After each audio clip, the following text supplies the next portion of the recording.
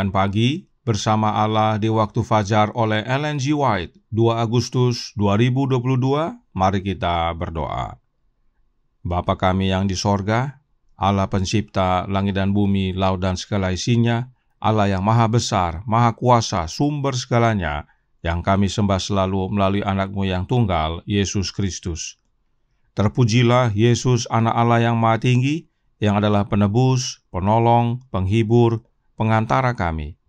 Pada pagi hari ini kami bersyukur boleh bangun dan berbakti, dan sebagaimana membaca dan mendengarkan nasihat firman-Mu, kiranya Roh-Mu yang kudus menguasai hati dan pikiran kami, agar kami semua dituntun ke dalam seluruh kebenaran dan hidup kami diubahkan. Beserta kami sepanjang perbaktian ini, kehendak-Mu yang jadi, ampun kami akan dosa dan salah, karena kami berdoa hanya dalam nama anak Allah yang tunggal, Yesus Kristus, yang adalah Tuhan dan Juru Selamat kami. Amin. Renungan hari ini akan dibacakan oleh Saudara Brent Caviar. Kepada Saudara Brent, kami persilahkan. Selamat pagi saudara-saudaraku. Bacaan renungan pagi kita 2 Agustus 2022 berjudul Berdamai dengan Saudaramu. Ayat intinya terdapat di dalam Matius 5 ayat 23 dan 24. Sebab itu jika engkau mempersembahkan persembahanmu di atas mezbah dan engkau teringat akan sesuatu yang ada dalam hati saudaramu terhadap engkau, tinggalkanlah persembahanmu di depan mezbah itu dan pergilah berdamai dahulu dengan saudaramu, lalu kembali untuk mempersembahkan persembahanmu itu. Ada pengakuan yang Tuhan minta agar kita lakukan kepada satu sama lain. Jika engkau telah menganiaya saudaramu dengan kata-kata atau perbuatan, engkau harus berdamai dulu dengannya sebelum ibadahmu diterima di surga. Akui kepada mereka yang telah engkau lukai dan berikan ganti rugi. Hasilkanlah buah-buah pertobatan. Jika seorang memiliki perasaan pahit, murka, atau kedengkian terhadap seorang saudara, biarkan dia pergi kepadanya secara pribadi, mengakui dosanya, dan mencari pengampunan. Dari cara Kristus menangani kesalahan, kita dapat belajar pelajaran yang menguntungkan yang juga dapat diterapkan untuk pekerjaan pengakuan ini. Dia meminta kita pergi kepada orang yang telah jatuh ke dalam pencobaan dan temui dia sendirian. Jika tidak mungkin untuk membantunya karena kegelapan pikirannya dan keterpisahannya dari Tuhan, kita harus mencoba lagi dengan 2 atau 3 orang lain. Jika kesalahan itu tetap tidak diperbaiki, maka dan hanya setelah itulah kita harus menyampaikannya kepada jemaat. Jauh lebih baik jika kesalahan bisa diperbaiki dan luka disembuhkan tanpa membawa masalah ini ke hadapan seluruh jemaat. Tetapi pertanyaan tentang bagaimana dan kepada siapa dosa harus diakui adalah pertanyaan yang menuntut studi yang cermat dan penuh doa. Kita harus mempertimbangkannya dari semua sudut, menimbangnya di hadapan Tuhan dan mencari penerangan ilahi. Ada kekuatan dan kekekalan dalam apa yang Tuhan kerjakan. Apakah Dia bekerja lewat perantaraan manusia atau sebaliknya? Hati yang berada di bawah pengaruh Roh Allah akan sangat selaras dengan kehendak-Nya. Testimonies jilid 5 halaman 646 dan 647. Demikian bacaan renungan pagi kita. Tuhan Yesus memberkati. Terima kasih atas penata layanan Saudara Brent. Tuhan Yesus memberkati. Selamat pagi saudaraku dalam Tuhan. Mengapa kita harus berdamai dahulu dengan saudara kita sebelum datang berbakti kepada Allah? The Spirit of Prophecy Volume 2 halaman 220 paragraf 1 menjelaskannya.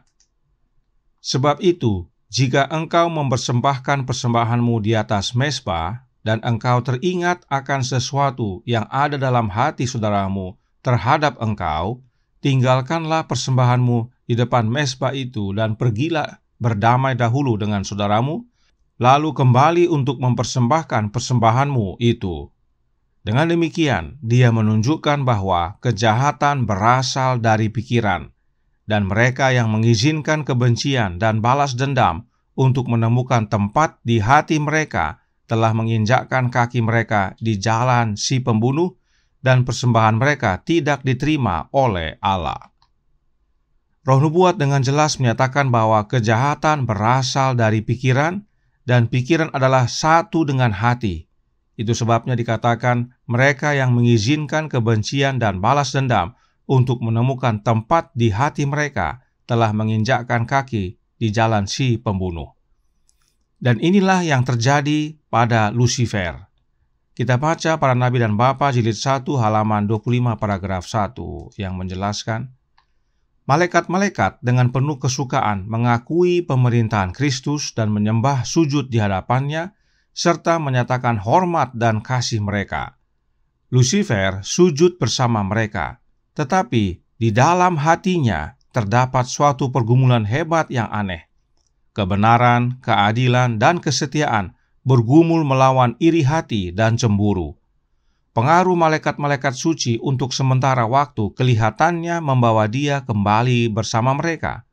Apabila lagu-lagu pujian dinyanyikan dengan alunan yang merdu, menggema oleh ribuan suara yang riang gembira, roh jahat itu kelihatannya hilang lenyap. Kasih yang tak terkatakan mengharukan segenap hatinya. Jiwanya berpaut kepada keselarasan dengan malaikat-malaikat yang tiada berdosa dan kasih kepada Bapa dan Anak. Tetapi, lagi-lagi, ia dipenuhi oleh kesombongan akan kemuliaan dirinya. Keinginannya untuk memerintah timbul kembali, dan kecemburuan terhadap Kristus sekali lagi dimanjakan.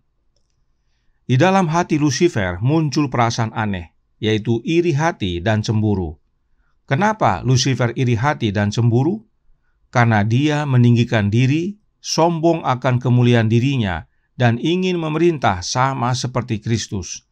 Dan ini semua bermula atau berasal dari hati. Perhatikan para malaikat berbakti dan menyembah sujud kepada Bapa yang adalah Allah dan kepada Anaknya. Namun, bagaimana dengan Lucifer? The Story of Redemption halaman 14 paragraf 1 menyatakan, Lucifer iri dan cemburu kepada Yesus Kristus. Namun ketika semua malaikat membungkuk kepada Yesus untuk mengakui supremasinya dan otoritas tinggi dan pemerintahan yang sah, dia membungkuk bersama mereka, tapi hatinya dipenuhi dengan rasa iri dan benci. Lucifer ikut sujud menyembah, tapi hatinya penuh dengan iri dan benci. Inilah pentingnya, saudaraku dalam Tuhan, untuk pergi berdamai dulu dengan saudara kita. Karena jika tidak, maka saat kita sujud menyembah kepada Allah Bapa dan kepada Anaknya, hati kita masih dipenuhi dengan kebencian atau kepahitan atau dendam. Karenanya berdamai itu adalah tindakan hati. Kita tidak bisa berdamai hanya dengan tindakan luar, tapi di dalam tidak. Hal itu menjadikan kita sama dengan Lucifer. Dia ikut menyembah dengan semua malaikat, tapi hatinya tidak. Sekarang pertanyaannya adalah, apa yang kita perlukan agar dapat berdamai dengan saudara kita? The General Conference Bulletin April 1 tahun 1903, artikel A, paragraf 36 menyatakan, sebelum mempersembahkan kepada Allah persembahan doa Anda, apakah Anda pergi ke saudara Anda dan dalam roh Kristus berbicara dengannya? Kristus berkata, jika engkau mempersembahkan persembahanmu di atas mezbah, dan engkau teringat akan sesuatu yang ada dalam hati saudaramu terhadap engkau, tinggalkanlah persembahanmu di depan mezbah itu, dan pergilah berdamai dahulu dengan saudaramu, lalu kembali untuk mempersembahkan persembahanmu itu. Untuk berdamai dengan saudara kita perlu Roh Kristus.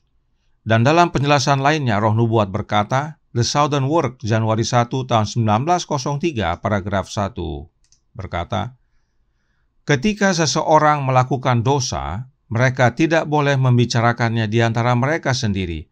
Mereka harus pergi kepada orang yang telah tersinggung dan berbicara dengan dia dalam Roh Kristus. Tegurlah dia di bawah 4 mata. Jika ia mendengarkan nasihatmu, engkau telah mendapatnya kembali. Hal ini selaras dengan pekabaran renungan hari ini yang berkata dalam Bersama Allah di Waktu Fajar halaman 236 paragraf 1. Jika seseorang memiliki perasaan pahit, murka atau kedengkian terhadap seseorang saudara, biarlah dia pergi kepadanya secara pribadi, mengakui dosanya dan mencari pengampunan. Dan dalam prosesnya ada 3 tahap. Yesus berkata, pertama, kita pergi kepada orang yang telah jatuh ke dalam pencobaan dan temui dia sendirian. Bicarakan bersama dia 4 mata. Namun jika tidak berhasil, maka tahap kedua adalah membawa 2 atau 3 orang lain. Dan jika hal ini juga tidak berhasil, maka kita masuk ke dalam tahap ketiga, yaitu kita harus menyampaikannya kepada jemaat. Namun, upayakan agar tidak sampai kepada jemaat. Karenanya, Testimonies for the Church volume 5 halaman 649 paragraf 1 menjelaskan, jangan melihat ke manusia atau menggantungkan harapan Anda pada mereka, merasa bahwa mereka sempurna, tapi lihatlah Yesus terus-menerus. Jangan katakan apapun yang akan mencela iman kita. Akui dosa-dosa rahasia Anda sendirian di hadapan Allah Anda. Mengakui hati Anda mengembara kepada Dia yang tahu dengan sempurna bagaimana menangani kasus Anda. Jika Anda telah berbuat salah kepada sesama Anda, akui kepada Dia dosa Anda dan tunjukkan hasil yang sama dengan memberikan ganti rugi. Mengapa kita hanya melihat kepada Yesus saja? Karena Testimonies for the Church volume 5 dalam halaman 649 paragraf 1 melanjutkan, rekan-rekan Anda tidak dapat membebaskan Anda dari dosa atau membersihkan Anda dari kejahatan. Yesus adalah satu-satunya yang dapat memberi Anda kedamaian.